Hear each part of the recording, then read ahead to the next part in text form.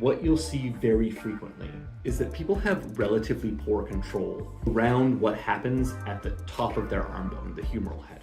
And if we can imagine that my hand is a model, what you'll notice is that for a lot of people, the resting position of the humerus relative to the glenoid socket, so this is the socket on the front end of your shoulder blade, which if you're lucky, you never see, tends to be a little forward.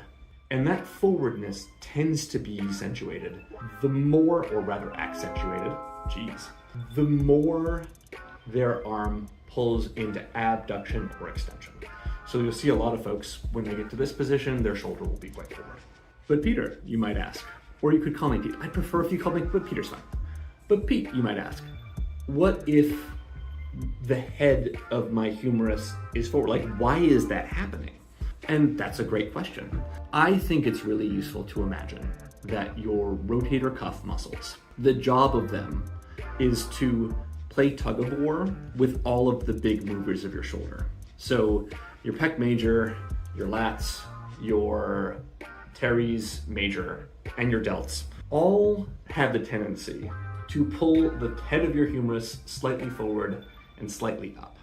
And the role of your rotator cuff, by and large, is to pull the head of the humerus down and back and keep it sucked into that socket to increase stability. And so you have these internal rotators that pull you forward and these external rotators that pull you back. And so if you imagine that there's a tug of war that's happening, which there kind of is, the co-contraction of these muscles is what produces strong, stable, healthy shoulder movement. And so if you are moving in a way that teaches these muscles to be on and control the movement of your shoulder, you're also strengthening these tissues in a way that should lead to some amount of longevity in movement and practice, which would be great because we like to move, I guess.